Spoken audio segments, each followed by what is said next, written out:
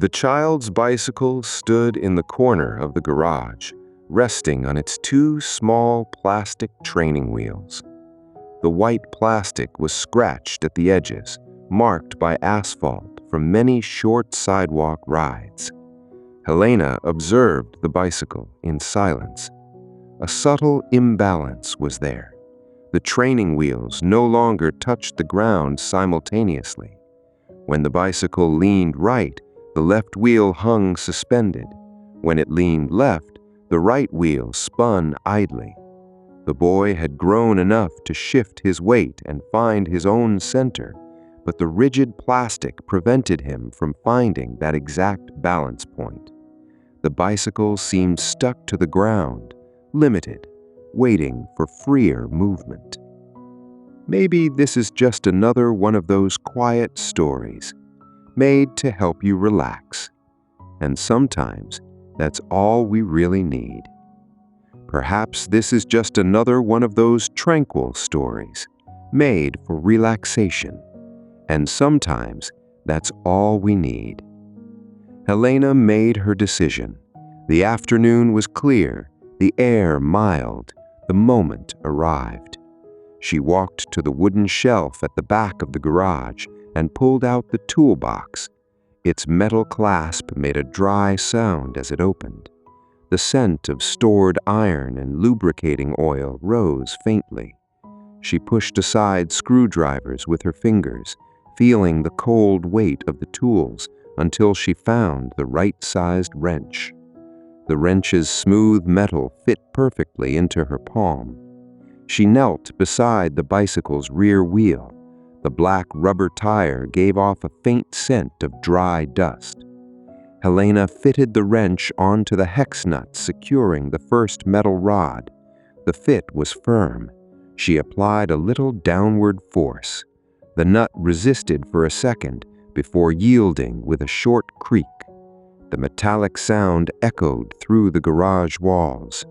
She turned the wrench a few more times, feeling the metal thread slide looser until she could finish turning the nut with her fingertips. The metal piece dropped into her hand, cold and heavy. With the nut removed, Helena pulled the training wheel's rod. The steel piece slid off the axle and came completely free. She repeated the process on the other side. The wrench met the nut, force broke initial resistance, her fingers finished the job. The second training wheel was removed, placed on the cement floor beside the first.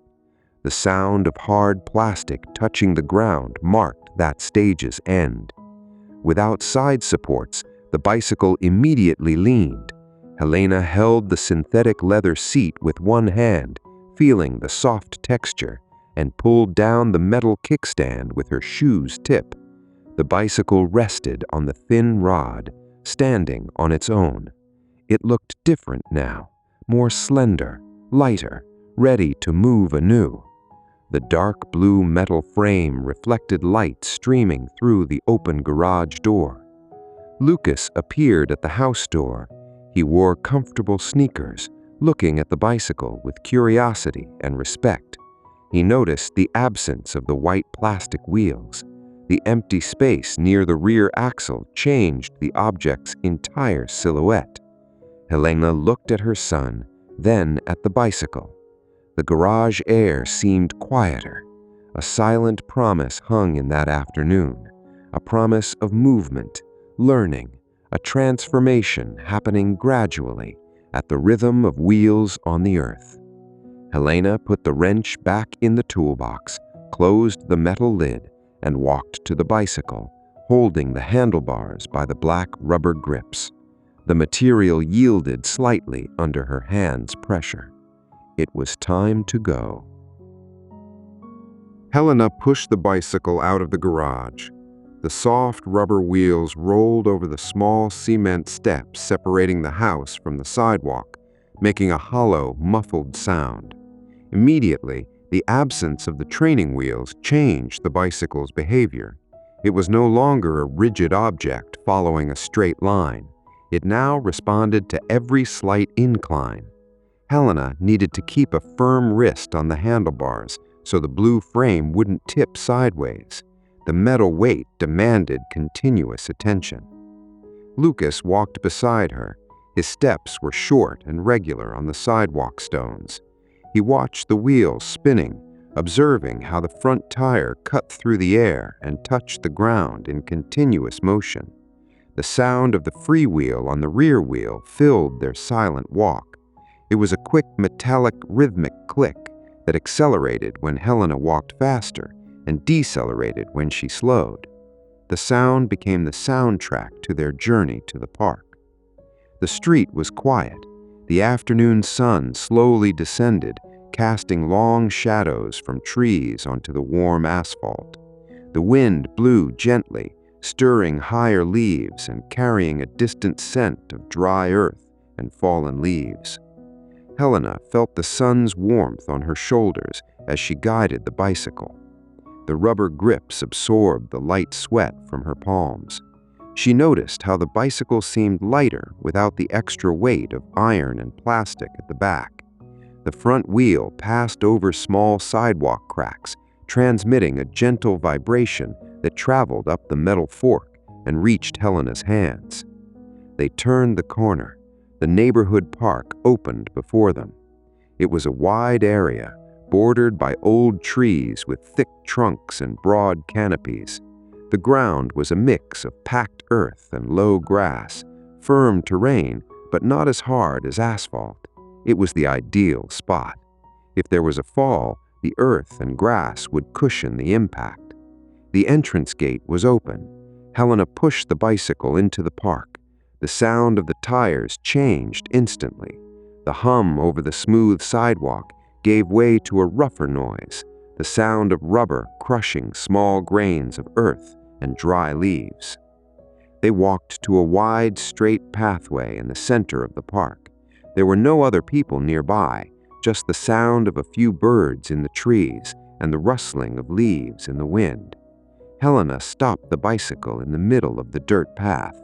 She looked at the flat expanse ahead. Sunlight filtered through the branches, creating golden patches on the dark ground. The environment conveyed a sense of calm and isolation, a space prepared for what was about to happen. Lucas stopped beside the bicycle. He touched the seat with the fingertips. The texture of the synthetic leather was slightly warm from the sun during their walk. Helena lowered the kickstand with her foot. The metal spring made a dry snap as it retracted, and the rod folded up against the bicycle frame.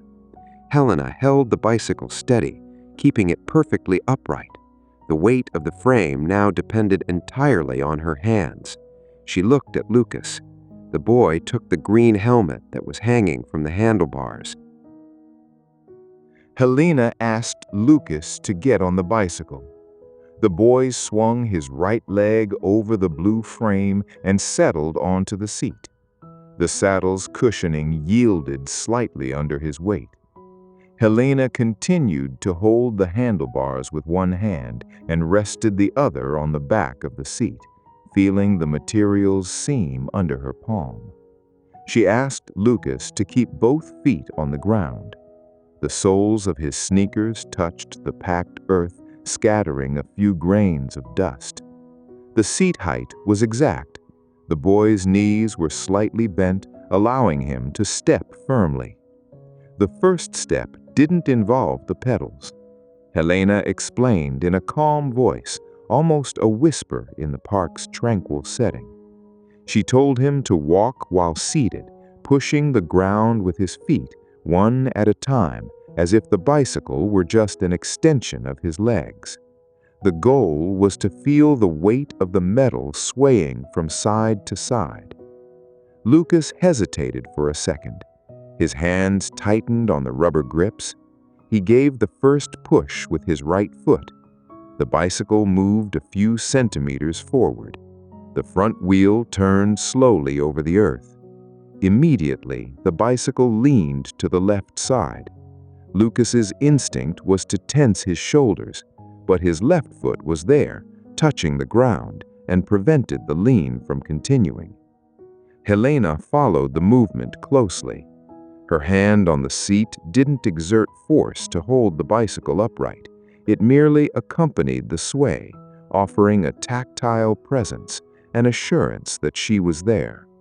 She felt the vibration of the metal frame with each step the boy took. Lucas gave another push, this time with his left foot. The bicycle moved a little more, and this time leaned to the right. His right foot found the earth and stabilized the whole. The movement was slow, dragging. The sound of his sneakers scraping on the dirt ground mingled with the soft whir of the chain spinning idly. Lucas's breathing was concentrated. He looked at the front wheel, trying to predict which way the wheel would turn. Lucas asked him to lift his gaze, to look to the end of the dirt path, to the distant trees. The boy's head lifted. The posture of his back changed a bit. They continued this seated walking for several meters. Push with the right, lean, touch the ground. Push with the left, lean, touch the ground. Gradually, the rhythm began to change. Lucas realized that if he gave a slightly stronger push, the bicycle would glide for a fraction of a second before needing the support of the other foot. In that brief instant of gliding, the bicycle became perfectly straight. The weight was distributed equally over both wheels. Helena's hand on the seat felt this change. The lateral tension decreased during these small moments of glide. The scent of earth stirred up by the boy's shoes hung low in the air. The sun continued to warm the surroundings, creating a comforting atmosphere. Lucas began to take longer steps.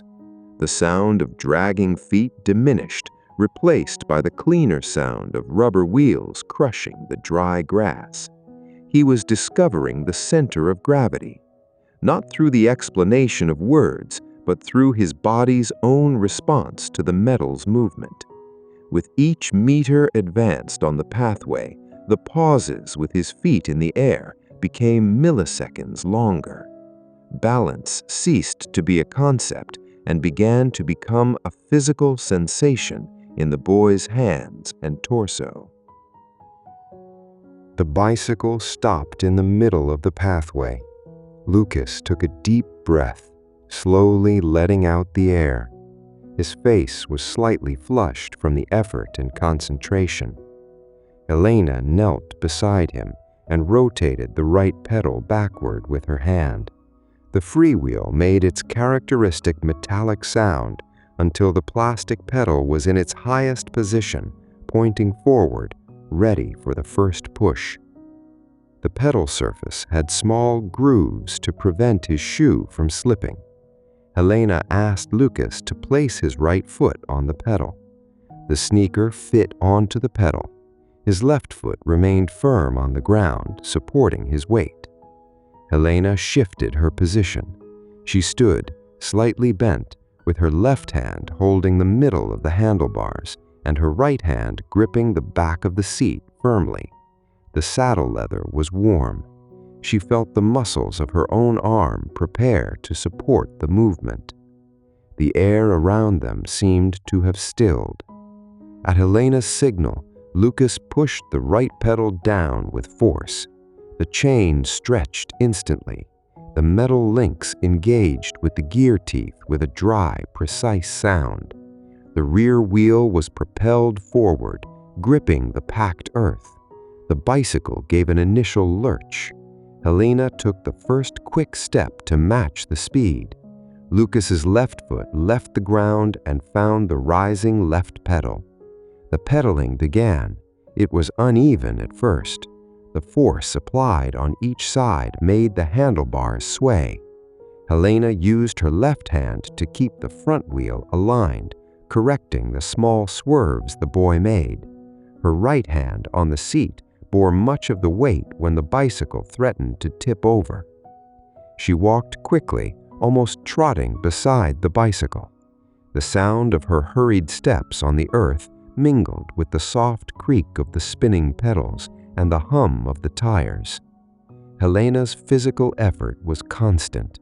She felt the tension in her right shoulder, the pull of the boys and the metal machine's weight every time the balance faltered for a second.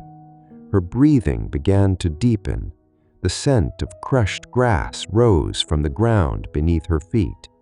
She looked at Lucas's back, at his hands gripping the white grips tightly. The boy's knuckles were pale from the pressure. Gradually, the rhythm of Lucas's legs became more fluid. The circular motion of the pedal ceased to be a series of isolated pushes and became a continuous cycle. The chain spun without interruption. With constant speed, the bicycle began to gain its own stability. The physics of motion began to work in their favor. Helena felt the pressure in her right hand lessen. The bicycle no longer leaned so heavily to the sides. It was holding itself upright through inertia. They covered a long distance like this, united by movement. The mother running beside, holding the seat and handlebars, the son pedaling with his eyes fixed on the path ahead. The wind generated by their speed hit Helena's face, cooling the sweat that was beginning to form on her forehead. The sound of the park faded, replaced only by the mechanical whir of the bicycle and their measured breathing. The front tire cut through the shadow line of the trees and entered the sunlit patches in a hypnotic rhythm. The feeling was of construction, of pieces fitting together. The boy was generating the force, and the mother was providing direction and security. The movement existed, continuous and real, sustained by their shared effort on the flat earth. The end of the pathway was approaching. Helena gently squeezed the handbrake. The rubber pads touched the metal rim of the front wheel with a soft hiss. The bicycle lost speed until it stopped completely. Lucas placed both feet on the ground, breathless but with sparkling eyes. They turned around, maneuvering the heavy metal frame over the earth, pointing the front wheel back toward the long path they had come from. The sunlight now hit their backs, illuminating the fine dust that floated in the air just above the ground. Helena positioned the right pedal again. She resumed her stance beside the bicycle, her hand on the seat, her hand on the handlebars. Lucas gave the first strong push. The chain clacked, the wheel spun, and they began to move. Helena's trot resumed. The sound of the tires on the earth once again filled the space. The speed stabilized faster this time. The circular movement of the boy's legs was more natural, less tense. Helena felt the lightness in the bicycle frame. The metal frame was aligned, cutting through the air in a straight line. She made a silent decision. Maintaining the rhythm of her run, she opened the fingers of her left hand, releasing the handlebars. Her arm dropped to her side. Now only her right hand held the back of the seat. Lucas didn't notice. He continued pedaling, keeping the front wheel straight on his own. The direction was now his. They advanced a few more meters. Helena's breathing kept pace with the sound of the chain. The bicycle was stable. The weight leaned neither to the left nor to the right. The center had been found. With a smooth, continuous movement, Helena loosened the grip of her right hand. She did not remove her hand from the seat, but she stopped holding it.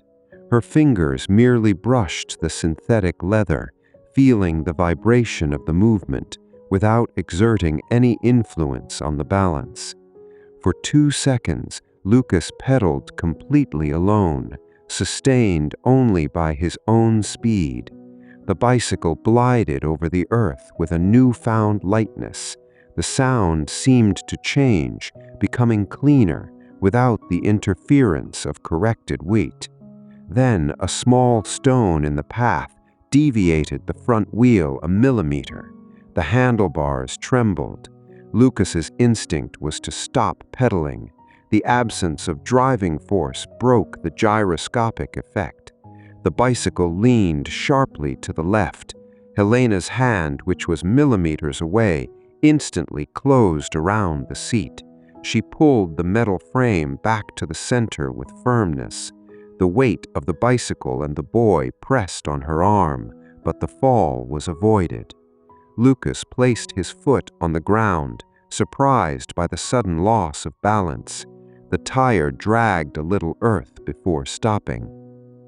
Helena spoke in a low, steady tone. She explained that the secret was not to stop pedaling. The movement of his legs was what kept the bicycle upright. There was no frustration in the air, just the recognition of a physical fact. The scent of dust raised by the braking reached their noses. They started again. Pedal up, push, run. The speed established itself. Helena released the handlebars. Her hand on the seat loosened its grip. The bicycle floated again. 1 second, 2 seconds, 3 seconds. Lucas kept pedaling. The wheel spun. The slight oscillation to the right was corrected by a subtle movement of the boy's body. He was feeling the balance. Helena ran alongside, her fingers just touching the seat, ready to intervene, but allowing the suspension of touch to last longer and longer. Those brief moments of release were small, silent victories, fragments of independence woven by the continuous sound of the wheels on the park's earth. The pathway seemed longer now. The afternoon air began to cool slightly, bringing a gentle breeze that stirred the tipuana leaves above them. The packed earth ground was marked by a thin, continuous line left by the bicycle tires from previous attempts. Helena prepared the pedal once more. Her hand on the seat was damp with sweat. The synthetic leather under her fingers seemed to have absorbed the heat of the effort. Lucas took a deep breath, his eyes fixed on the flat horizon of the path. The tension in his shoulders had lessened.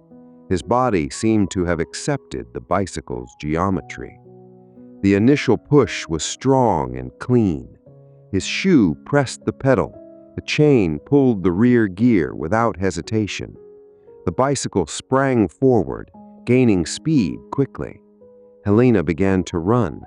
Her shoes struck the earth at an accelerated pace. Her left hand no longer touched the handlebars. Her right hand held the seat, but the resistance was minimal. The bicycle cut through the air in a perfect straight line. The hum of the tires over the fine earth was the only constant sound. The speed increased. The rotation of Lucas's pedals found an ideal cadence. Centrifugal force pulled at the wheels, keeping the metal frame rigid and vertical. Helena felt that the bicycle no longer needed her. The metal didn't lean to either side. The vibration that rose through the seat was merely the reading of the terrain, not a cry for help. With a fluid movement, without altering the rhythm of her run, Helena opened her right hand.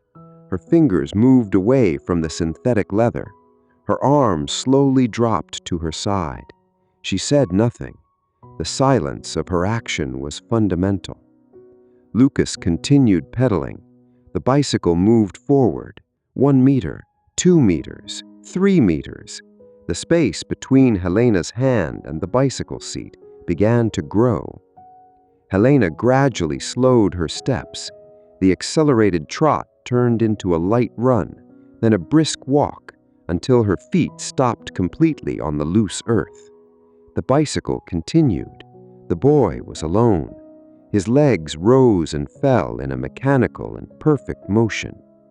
The blue frame of the bicycle swayed millimeters to the left and right with each pedal stroke, a natural balance that compensated for the applied force, keeping the center of gravity exactly over the wheels. The sound of the spinning chain began to recede. The noise of the tires crushing the dry earth grew fainter as the distance increased. Helena stood still in the middle of the path, watching. The image of her son moving away, balanced on two thin wheels, had an absolute clarity. The wind hit her face, drying the sweat from her forehead. Her breathing, previously labored, began to slow, finding a calm rhythm. She saw Lucas's straight back, the green helmet gleaming under the sunlight that passed through the branches. The bicycle seemed to glide effortlessly. The friction with the ground, the weight of the metal, gravity, all had been mastered by the continuous movement of those legs. The initial imbalance, the rigidity of the plastic training wheels in the garage, all of it had vanished. There, on the flat expanse of the park, physics and confidence had met. The front wheel devoured the distance, and the bicycle moved forward, free and self-sufficient, cutting through the afternoon air. The bicycle was now dozens of meters away. Lucas realized that the sound of his mother's steps had disappeared. He didn't look back. The instinct to keep his eyes on the path ahead prevailed. The sensation of lightness was complete. The handlebars responded to every slight touch of his hands, not with the heavy resistance from before, but with a docile fluidity. The air hit his face, bringing the fresh scent of grass and earth. The park opened around him, no longer as a challenge to be overcome, but as a space to be traversed. He stopped pedaling for a moment. His legs became still, his feet parallel on the pedals. The rear freewheel took over the sound, emitting a quick, continuous metallic hum as the wheel spun freely. The bicycle continued to advance by inertia, cutting through the wind. He felt the wind in his ears, a sensation of pure speed, sustained only by the physics he had just mastered. Balance no longer required conscious effort. His body made the necessary micro-corrections automatically. Slowly, he leaned his body and the handlebars to the left. The bicycle obeyed, leaving the straight line and beginning a wide, smooth curve. The front tire drew a perfect arc in the packed earth. The lean made him feel the force of the curve, pulling him slightly outward, but the tires maintained their grip on the firm ground. He completed the semicircle and began pedaling again, pointing the bicycle back in the direction he had come from. Helena remained standing in the same spot. The late afternoon light had changed. The sun was lower, painting the tree leaves with a dark golden hue. The trunk shadows stretched across the dirt ground, creating long, dark streaks that Lucas crossed with the bicycle. She watched Lucas approaching. His posture had changed completely since the first attempt in the garage. His shoulders were relaxed. His arms were not rigid, trying to force direction. They followed the natural movement of the handlebars. His face under the green helmet was calm, with an expression of tranquil concentration. The bicycle grew in Helena's vision as Lucas approached. The sound of the tires crushing the small dry leaves and path stones became clear again. The hum of the freewheel alternated with the soft creak of the chain when he resumed pedaling. The scent of fine dust raised by the wheels hung in the still air of the pathway. He passed Helena in a straight line. The wind from his movement gently displaced her hair. She didn't extend her hand, didn't make a move to hold the seat. The space between them was filled only by the sound of moving metal and displaced air. Lucas continued pedaling to the start of the pathway, made another wide curve safely, and began to return. Helena slowly crossed her arms. The park around her seemed to have absorbed the tranquility of that moment. The muscular tension from the runs and holds on the seat had vanished from her arms and back. What remained was a feeling of sufficiency. The tool had been adjusted, the effort had been made, and the result was there, visible and concrete, spinning in uninterrupted circles beneath the old trees. The boy and the machine were now one, moving through space with a simple, newfound grace. The afternoon had fulfilled its promise. The sun touched the line of rooftops of the houses around the park. The light lost its intensity, replaced by a soft orange glow that announced the onset of dusk. The air cooled noticeably. The breeze now carried the scent of dampness from the leaves that began to collect the night's dew. Helena made a signal with her hand. Lucas squeezed the brake levers. The bicycle gradually slowed until it stopped beside her. The front tire pushed a small mound of earth before becoming still. The boy put both feet on the ground, breathing deeply, his chest rising and falling beneath his t-shirt. Helena smiled slightly, a silent gesture of recognition. She didn't take the handlebars. Lucas dismounted from the seat, swinging his leg over the blue frame. He held the rubber grips himself. The walk back began. This time, it was the boy who pushed the bicycle. The metal seemed no longer an awkward weight. He kept the frame slightly tilted towards him, balancing it with ease as they walked side by side toward the park gate. The sound of the freewheel clicking slowly accompanied them along the dirt path, then over the exit gravel, until they reached the smooth asphalt of the street. The street was steeped in the quietness of early evening. The yellow lights of the lampposts began to flicker on one by one, casting circles of light onto the sidewalks. Calm steps, the sound of the wheels, the fresh air. The distance to the house seemed shorter. They reached the small cement step. Lucas lifted the front wheel with a firm pull on the handlebars, making the tire pass over the obstacle, and the rear wheel followed with a dull thud. The garage was dark. Helena switched on the light. The rectangular space was illuminated. In the corner, near the wooden shelf, the two small white plastic wheels remained on the ground, exactly where they had been left hours earlier. Lucas pushed the bicycle to the back of the garage. With a practical movement of his foot, he lowered the metal kickstand. The spring clicked.